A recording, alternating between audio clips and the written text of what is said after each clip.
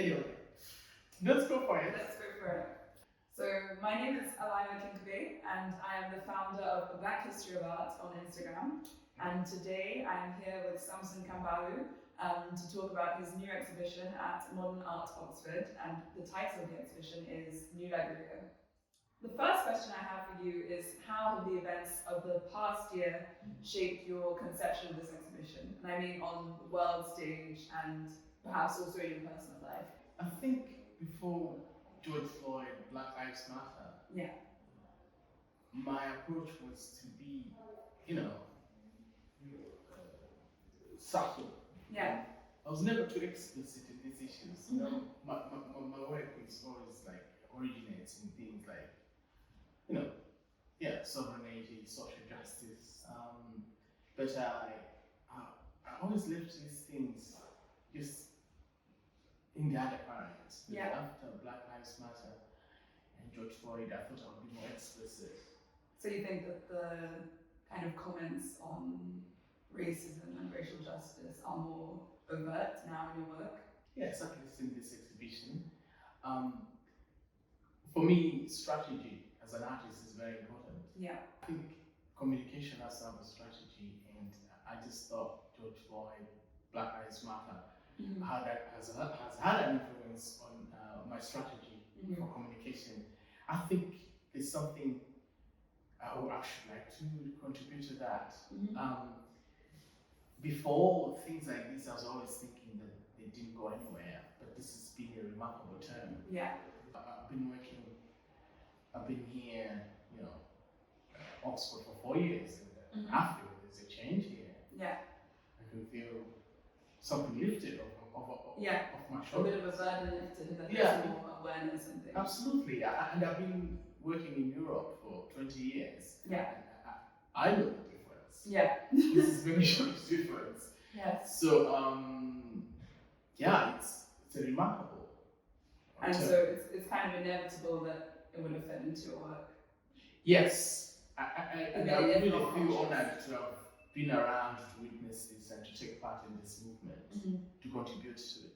Yeah. A lot of my strategies actually were adopted by from Malawian modernism and syncretic cultures of the early 20th century. These were the roots of African modernism, as I say, but also the origins of African independence movement. And in Malawi, it starts with this guy, John Chilembwe, who was a Baptist preacher who was trained in America. And there was inspired by people like Booker T. Washington, Nat Turner, John Brown. Yeah. He saw the plight of black peoples in America when he was studying there in the late 19th century. And he came back to Malawi and he could see where colonialism was going to go. Yeah. During his studies in America, he had made connections. So he built this magnificent Christian church. Yeah. Partly from his donors, Black American churches in America, connections he had made. And you had also a growing African congregation, and he built this magnificent church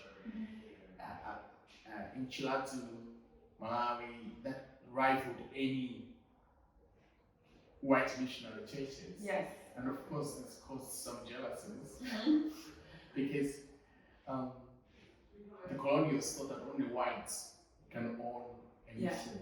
Yeah. And there were many things thrown at him to sabotage him. Yes. Eventually, he got fed up. He led an uprising, and of course, he did succeed. He got killed in action, and his church destroyed. But his aim for this uprising was to turn Malawi into a new Liberia. Yeah. Okay. So that's where the title of this comes from. Yeah. After he had friends in Liberia as well. He was communicating with some black missionaries in Liberia. Who were from America. Yeah. Yes. Who he had met in America, who actually some of them had come to work with him to put up this church. Yeah. And his aim was this could have been Liberia. Yeah. But for me, when you look at the uprising, it was more symbolic. I didn't think he was going to win. Yeah. I think for me, New Liberia is a kind of, for him, was a utopia. Yeah. And I think it's a utopia that went on to influence Malawi into independence 50 years later, in 1964. Yes. So Chilembwe was the first Malawian to unite Malawians under the banner of, let's say, modernity, if you like. Yes, yeah. Not as a tribesman, but as a modern man, beyond tribe. Yes. And he was also the first Pan-Africanist to die doing so in Africa. And he influenced people like Marcus Garvey. But a lot of people don't know him. But if you are a hardcore student of Black histories of Black liberation, you know him. He is there. He had influence far reaching in South Africa, even West Africa, all over.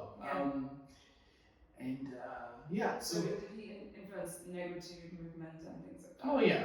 You would have been at the heart of all that. And there's kind of been a revolutionary spirit, I would say, as well. Like in Nigeria and October, we also have the NSAS movement, and kind of around the world, I feel as though there's been this kind of,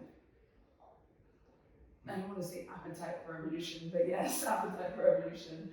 It's an appetite for detail. I think the Black experience usually is seen as it's limited to skin color. Yes. The African experience is limited to representation, but I think people are wanting detail. Yeah. I've always felt that as an African, the frustration is that I felt that if I had to communicate something as an African, I always had to kind of resort to what's already there in the media about Africa, rather than specifics. Yeah. Like John Chilembwe, before Black Lives Matter, before people, if you say John Chilembwe, they're not interested. Why should I care about a guy in Southern Africa called John Chilembwe? Don't you have Marcus Garvey? Don't you have like Malcolm X? The people, those are the ones that everyone's meant to know. Those are the ones that are taught in school. Exactly, and they're limited to that. But I think I'm glad that limit has been broken. And there's an appetite to detail the Black experience. I think as a filmmaker, why film? I came to film because it sort of captures a sense of time that I grew up with. For me, actually, what makes me really African, Malawian, is sense of time. Going to see cinema, what we used to call now cinema. This was a kind of traveling projectionist set up in the villages, and they would traveling projectors. Projectionists. Projectionists. Yeah, they'll travel in the villages. And they bring projectors. Projectors, and they would edit all these Hollywood films, make them more animated, more action-packed for an African audience. I don't know about Nigeria, but in Malawi, if you wait for the durational approach, people start talking. So they would try and compress the action. So to keep the people from doing exactly. I think the African system time is more like a series of rapture. You can hear it in African music. And African music doesn't begin or end. It's chant down in popular music. You could go to the market, come back, and join anywhere. You can hear it in African rhythms, in jazz, blues. It's a time that doesn't begin or end. And so the African is not looking for just durational. He's looking for a series of rapture. Deliver. When the film is delivering, is you know what I mean? Don't go. Don't pause. Exactly. So if you're going to deliver a story, you also have to make sure that your sense of time delivers from moment to moment. From moment to moment, There's no waffling. Waffling or kind of, wait, the best beat is in the middle. No, just from the start. So I saw in film, and also you can see the sense of time I talked about in music, but you can see it in textiles. Cuba textiles, West African textiles, the sense of time, the patterns, the patterning, the rhythms, the words. It's what's in the flags. My flags are very playful. You can go to them from any point. And they seem to be calling for more flags a resolution. They seem to be, when you see one, you want to see another. Exactly. You can see in classical music it's difficult to develop it. to add to Ravel, to add to Beethoven. But you can add to Miles Davis. That's if you hear and you can improvise and expand it, the better. If you hear Thelonious Monk gives you a tune, you can run with it. And it's the same. I think these flags, if you are adopting this sense of time that I'm talking about, I think it's a sense of time that goes, it eventually manifests as the need for community cooperation, passing on the gift. I start a thing, I start a song, you take it to add another voice, you run with it, and stuff like that. And they're certainly not static abstractions. I know what is aesthetic, self-contained abstraction is. These are really abstraction movements. They welcome change. They are transitional. They and basically where they came from was a memory of shuffling flags as a child. We used to collect what was called Dandy Bubblegum flags. There was this sense of game, right? I think I read about this. Well, it was just, we'll come to that, but this is first of all, this sense of time leads to a lot of dandies in Africa. It's not for the first of dandies. A dandy doesn't have a time for 9 to 5. The dandy for him is timeless. He's already in this space of, atemporal. Exactly. So somebody must have known this, and he saw bubblegum in dandy bubblegum. They would put flags in it, like football cards, but this way, cards is small, and we would collect them. So we'd chew on the playground, park zone, shuffling cards, just like that. Just like, not to play them, just simply shuffling this national. Doing time. But not trying to get to a destination. No, just chewing, hanging out, chewing out, shuffling cards. So when I got my app, my phone, I realized I could do the same actually. So what I did was download whole loads of flags of the world, and I shuffled them on my phone. And I shuffled them there, just on a bus stop, or whether I was just walking up, instead of maybe putting out a tweet, assemble a flag, take 3 flags, mix them up, shoot them on my timeline on Facebook or Instagram. You can see on my Instagram these flags parade, and the flags help each other. They go in alliances. Sometimes the alliances match, sometimes they don't. There are also a huge influence of Malawian syncretic dances developed by the soldiers at the turn of the 20th century who were fighting for the British. The soldiers would come back home and they would turn their military dress into dance. So a lot of flags that were brought to the villages were detuned into all kinds of patterns.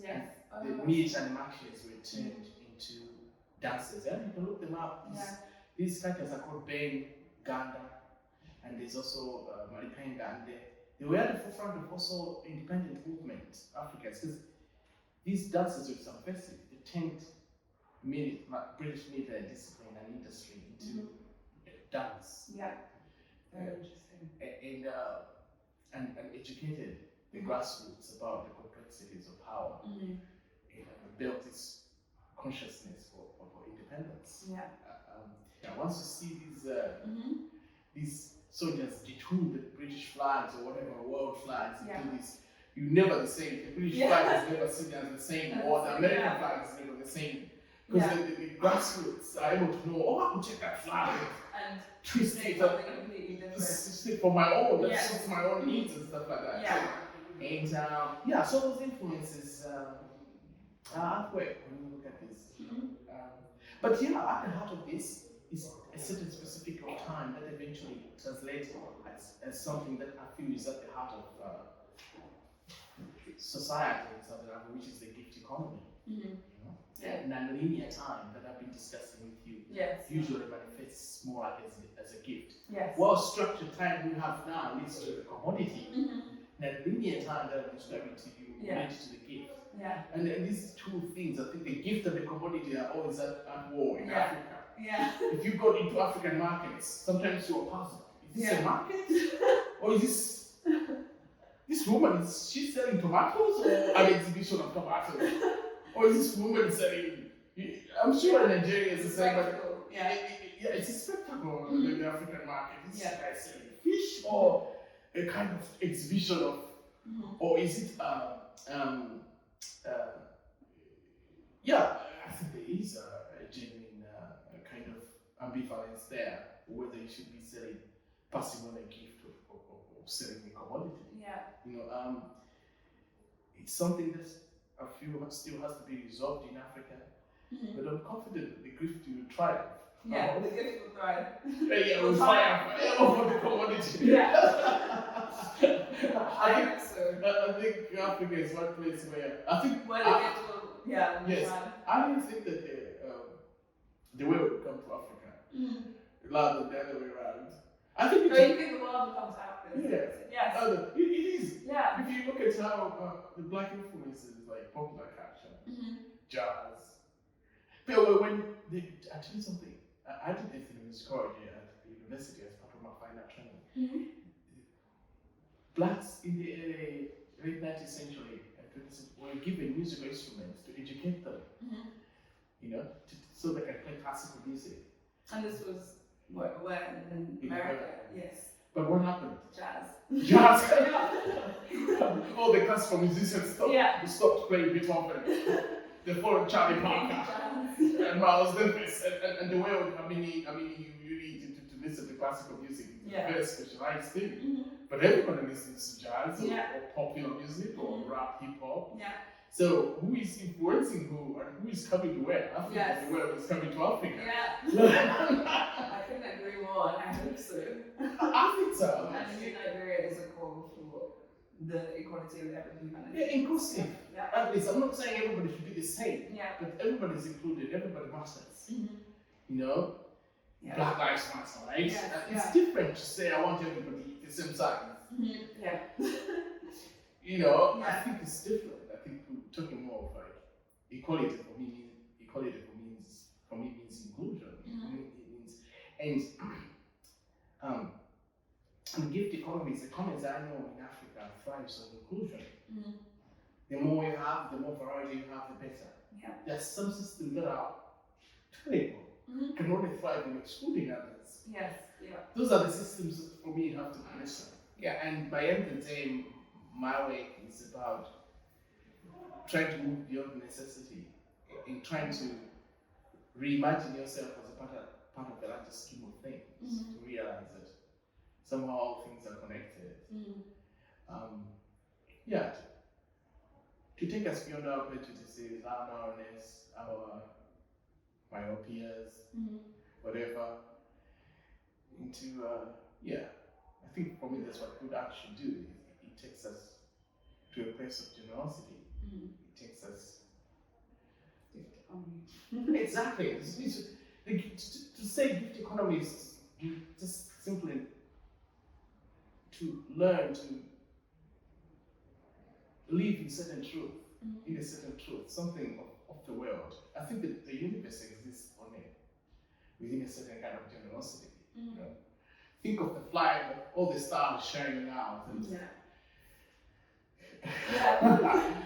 you know, generosity or selflessly shining out.